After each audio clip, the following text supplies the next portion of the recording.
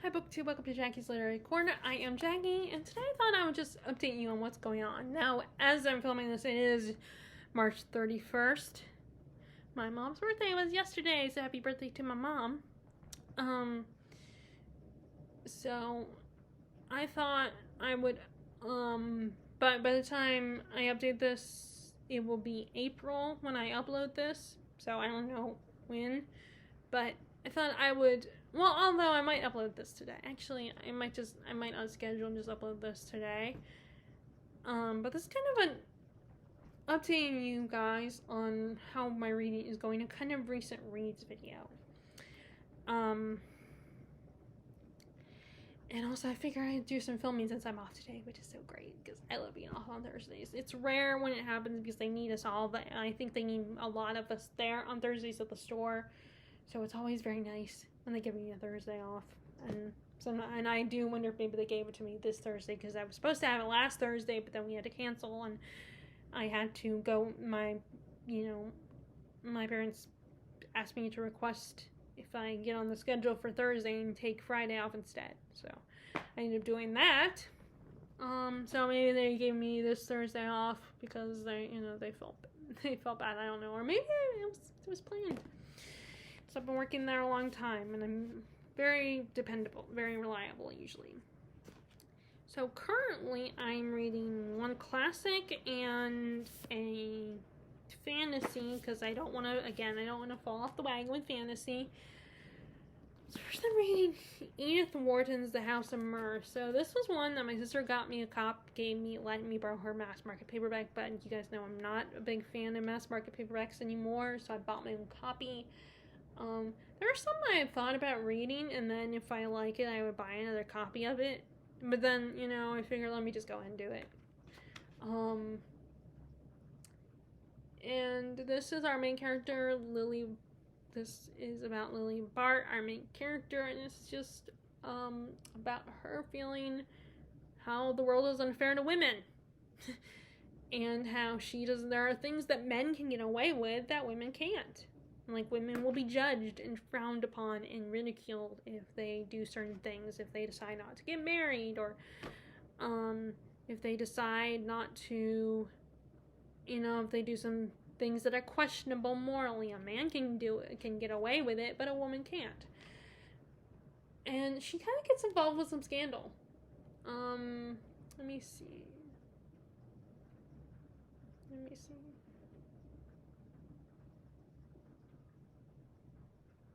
And she kind of reminds me a little bit of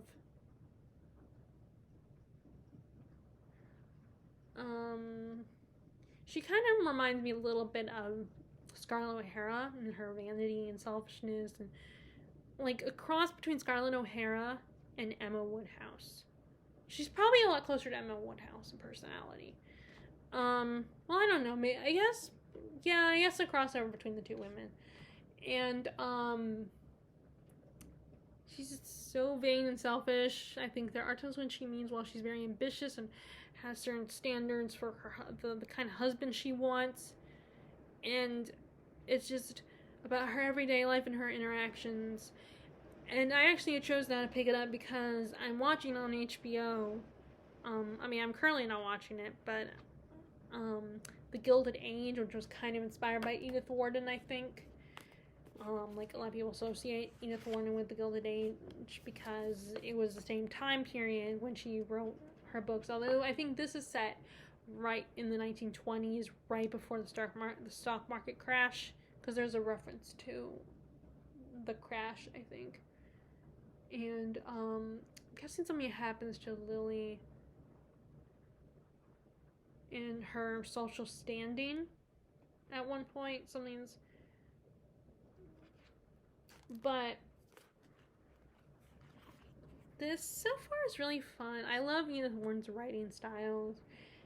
It's just something about it. I can never pinpoint it. There's something about certain authors from back in the day, like Victorian authors and stuff like that. And although this isn't Victorian, there's just something about it that's very soothing and relaxing and comforting.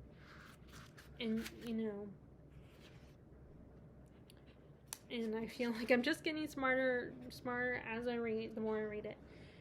And it's just, you know, like I said, the woman, it makes me think of Emma a little bit with the plot and everything, and our main character, Lily, although she gets into like I said, she gets into a situation where, I think she's gonna get into a bad situation where she's gonna lose everything in the process, and like Emma, for her, it was more but the climax of everything falling apart for her is more emotional, I think.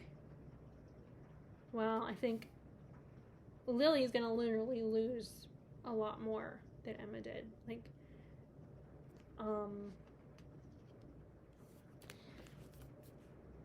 but it's just, it is very interesting. It's slow, though. It's slow going. It doesn't help that I haven't, it's because where, you know, I so far I've only had one day off. Like, I work one day and then have off the next day, and then have to go back to work the next day. Although I have 2 days 2 days in a row coming up. So that should help get a little bit more done. But, you know, like I said, I wanted to get this started reading this now, because it's not that long of a book. And it was, lately I've been feeling like I've been caught between reading books that I've had a long time, and then reading books that I just feel motivated to pick up and read. Like, I have to decide between those two. And this was one of the ones where I kind of felt the motivation, but I've also had the other copy for a while, so not this specific copy, but I felt like I should pick up this. And I also was, you know, it was the original copy that I had was my sister's, so I'm going to see her at some point soon, in April, so I figured, why don't I just go ahead and read. That was kind of also my inspiration. It's like, oh, I'm going to see her soon, so let me go ahead and read. Not that she ever read it, but I mean, of course, who knows what's going to happen with the kids. I don't know if Charlotte will ever get it. I mean, so far she likes reading, but, you know, she'll be one or two. Yeah, one. Yeah, she was born last year, so she'll be 1 this year. Took me a minute to think about it, but I mean, who knows? She might not. So, I am also reading The Traitor's Blade, which is the first in the Great Coats Quartet, and I kept hearing about this on Alan's channel from the Library in Alexandria. My only thing, I like the story, it's fun. My only thing is I don't like the writing style. Like, I've come to realize while reading this, I don't like the whole when the main character kind of talks to the audience, explains things to the audience, like, directly. Like, I don't mind, I probably wouldn't mind it as much on, you know, if I was watching a movie of this, but I don't like it being the author all of a sudden stopping and then explaining something else before the action starts, or like there's a whole chapter where he explains something about his past. I don't really like that, and I don't absolutely love the writing style. But I love the story, and writing style doesn't stop me. Like, I have to, you know, unless I just think the story is just okay or something, a plot always comes first for me, and I like this plot. Like, where this guy Falcio has these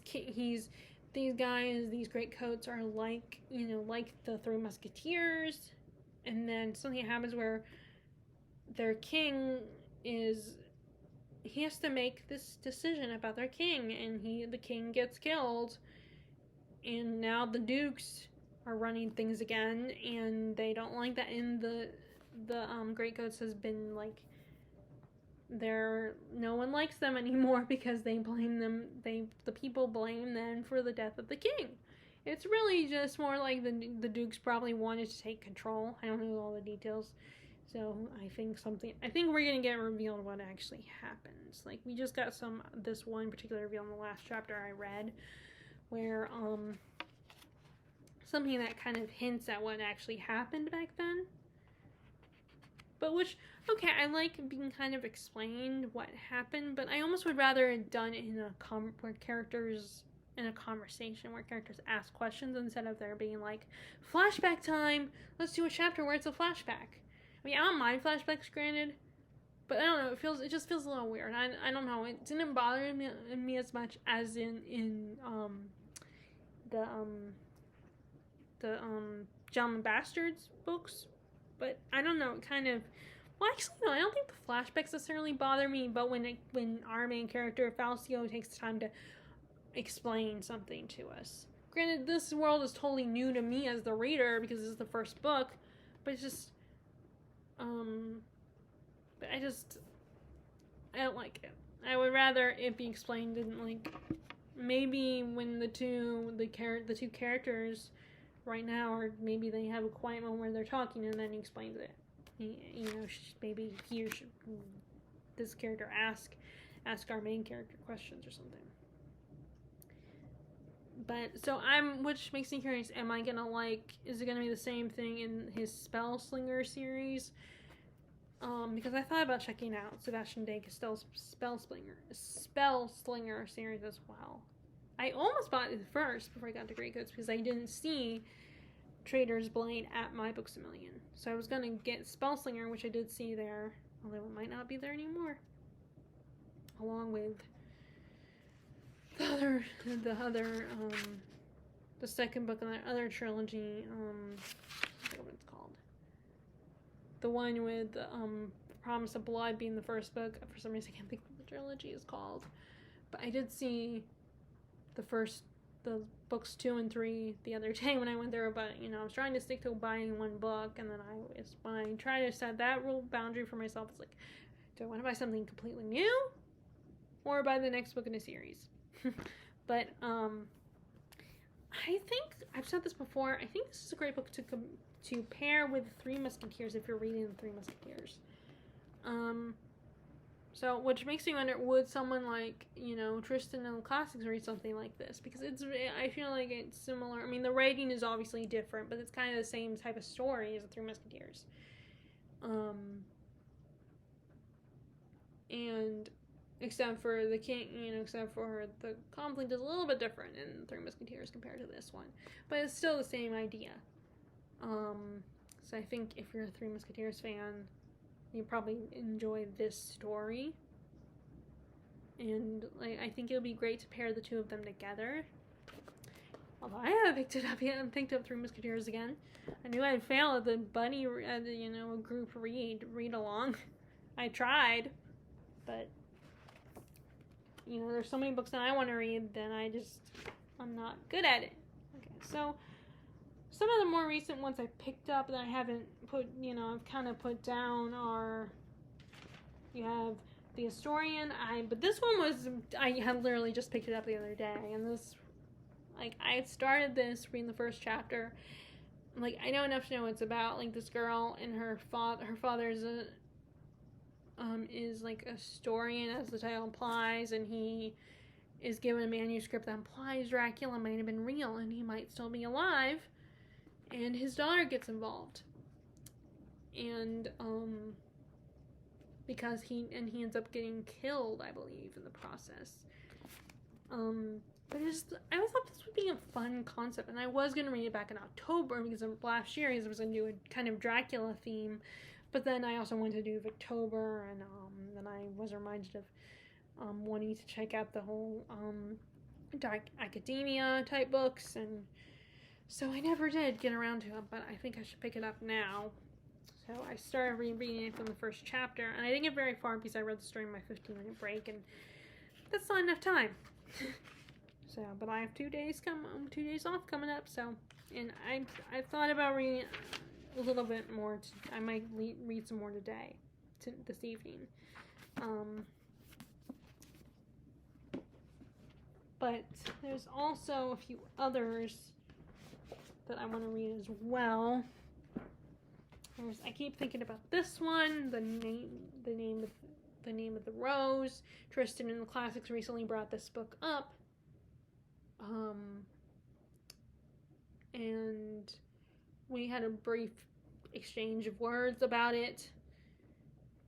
And I keep thinking about it. Like I said, I'm not. I'm not into. I've said this before. I'm not a thriller or detective story type person, but this mystery sounded really intriguing. And I heard this is really good, and this is more than just, like, people who read thrillers and mysteries that are, like, all the fast-paced type detective stories, they might not love this one as much, because it's a little more slower. And this makes me kind of think of, I just thought about it, I cannot remember what it was. Kate Morton a little bit. I mean, it's probably very different, but the whole idea of like, piecing together the past a little bit, type of story, and, like, something, like, I feel like our main character will become a sort of amateur detective and have to piece together something that happened in the past, in history to this time, the history of this time period. It doesn't look like a hard read. I mean, it helps that it's a contemporary story and that the chapters are not that long, I don't think. Maybe not. Maybe they're kind of long. But I keep wanting to pick this one up as well. Unfortunately, there's a lot of books I keep thinking about picking up. But then, you know, the problem with reading more than one book at the same time is it takes a long time to get other books that are read done. So, I want to try this. I want to get back into this. But I haven't actually picked it up and read it yet since the first time I picked it up. And here is the inevitable Brothers Karamazov, which I made a little bit more progress on this one. And this one I'm actually kind of annotating a little bit. I feel like I'm not the best annotator, but I'm trying my best. And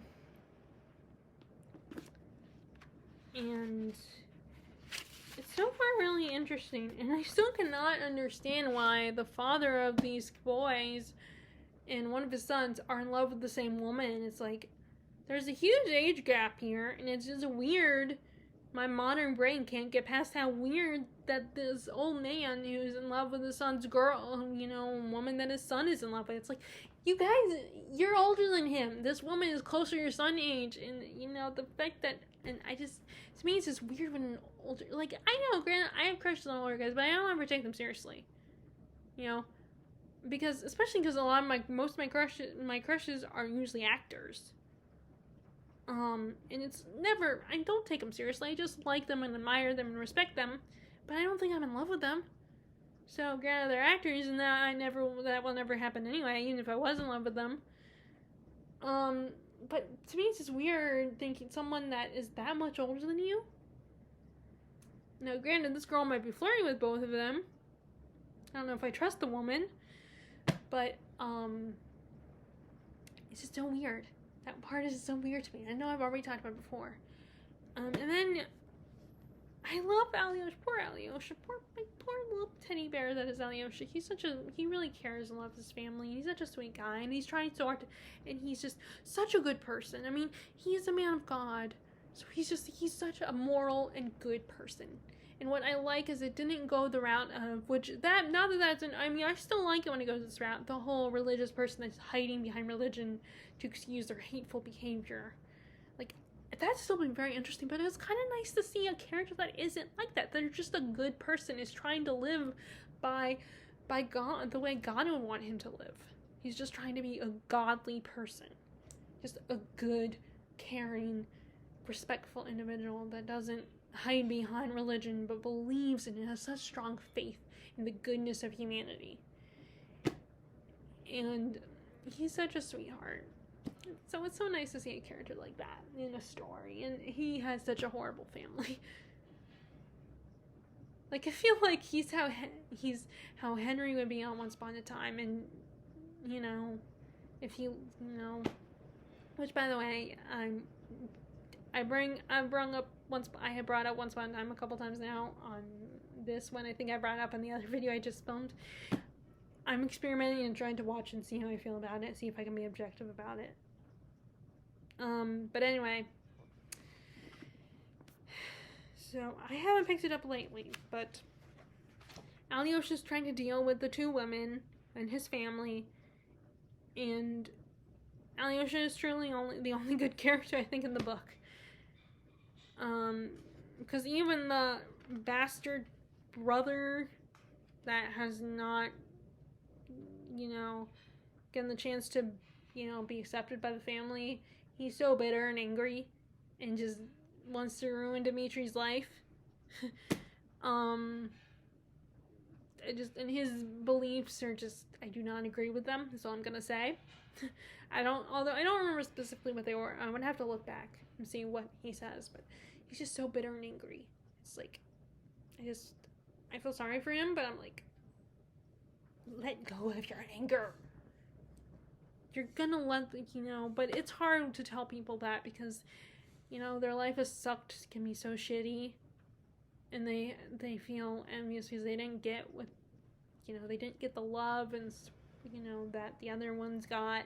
So it's like, it's hard to reason with them and explain to them to help them let it go and move on and just live their lives. Because how can they?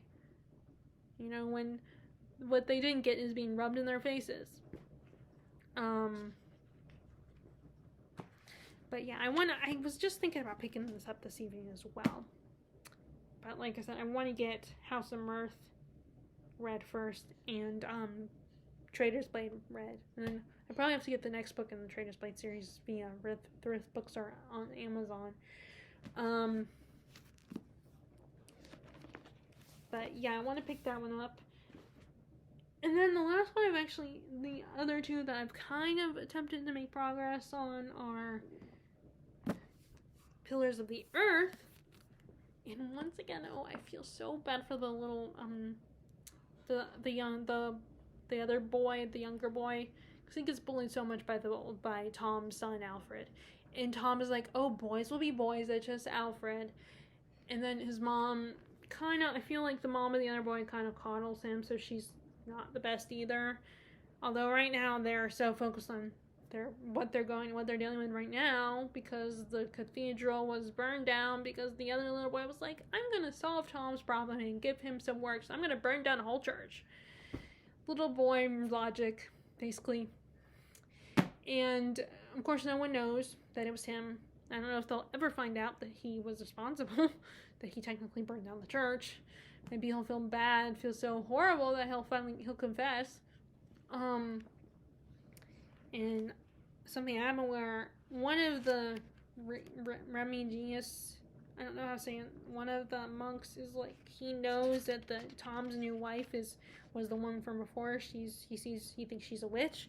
So I think he just did something to sell her out. So I don't know what's going to happen to her, if something's going to happen to her, or if Tom's family's going to, something's going to happen to Tom's family or whatever. But, that guy, Remigius, I don't know how to say it, Remigius, is slimy git. That's what I'm getting from him. But Alfred's such a bully, and I just want to shake I'm more frustrated with Tom than with Ellen. Because Tom just lets his son bully this kid. He's so mean to him. And he gets away with so much. And you just want to shake it. And you just want to tell Alfred to grow up. The whole world does not revolve around you. That's not how you get what you want. But unfortunately, he lives in a world where, yeah, a lot of men get away with bullying people. And he's no different than a lot of those princes and royals. They think they're better than everyone else because they are royal, and they got the title, and they can boss everyone around because they are royal. And, who cares about earning respect from people? You just automatically have to respect them. And I feel so bad for this kid. And like I said, he meant well when he set the church on fire. But it's like, kid, that's not how you help. You're just a kid. You don't realize what you've done. But then things it seemed like things still worked out for Tom. He got the result that the little boy wanted for Tom. But so I'm curious if everyone's gonna find out that it's his fault, or maybe he won't ever say anything until he's an adult, and maybe one day he'll tell them, he'll admit that it's his fault, he caused it, and maybe at that point everyone will laugh. But I don't know, considering that there were people could have been killed, maybe they wouldn't laugh. But yeah, so I made a little progress on this one too, and my goal is just to slowly make progress with this. But, I mean, it's not even as long as Count of Monte Cristo, that's for sure. It's close, though. It's 973 pages. So, but we will see. And then the last book that I kind of, because I haven't picked up Dune lately. It's been a while. The last book I attempted to pick up was The Crimson Petal and the White. And I just finally got through chapter 1. And it's kind of weird because it's like it goes in second person where it's talking to you, where you're being apprenticed to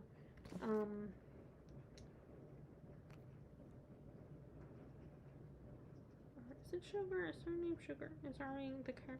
You're being apprenticed to a character, to our prostitute.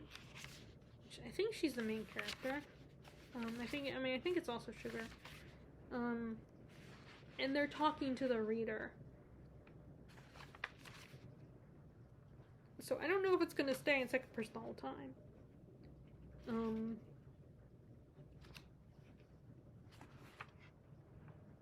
Yeah. So you're with Sugar. And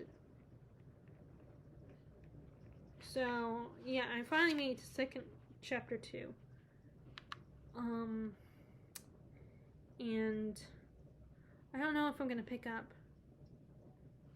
And the thing is, I've been kind of thinking about some other historical fictions also, and it's like, do I read more than one historical fiction? The problem is this is another really dense book. So,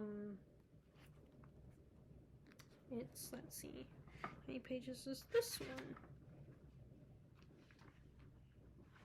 This is the reading, guys, so that doesn't count. Some acknowledgements page. So 895 pages. So it's not as long. It's 100 pages long. It's 100 pages, not like Pillars of the Earth. My copy of Pillars is 100 pages longer than this one. So, like I said, I'm trying to get out of that mindset, but I'm still kind of in the mindset of, oh, I need to get some books finished first before I get to these. So I'm trying to get out, but it's a bit of a struggle. It's, it takes some time. So I'm one day gonna get out of that kind of mindset. I will try to get out of it. I mean, part of me does wish I could get my friends or someone to do a buddy read with me, but then I know I feel like I wouldn't be good with that, and I feel like I wouldn't be very good at it, especially, so I don't know, and yeah, so I haven't picked anything else. I haven't picked Zombie and Son back up yet. There's the Wastelands I want to pick up, and I want to make sure I get to that soon. The Wastelands, which is the third book in the Dark Tower series. And then this one I feel like when it shouldn't take me. This one is another quick one. It shouldn't take me as long to read this, and I think I've been thinking about picking this one up, The Haunting of Aspirin House by Darcy Coates, which I've heard she has a bit of a fan base on book 2, I think. And it seems like she writes a lot about haunted houses. Like, a lot of the books I saw on Books A Million, they all had something, like a house reference to it.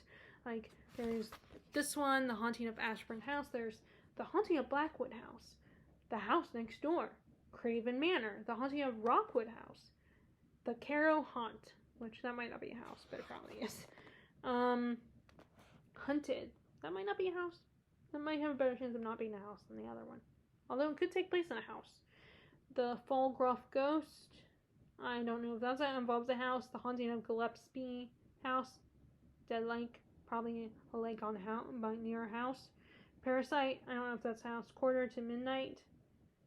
I don't know, but that one's Small Horrors. And then this must be like a series. House of Shadows. House of Shadows, House of Secrets.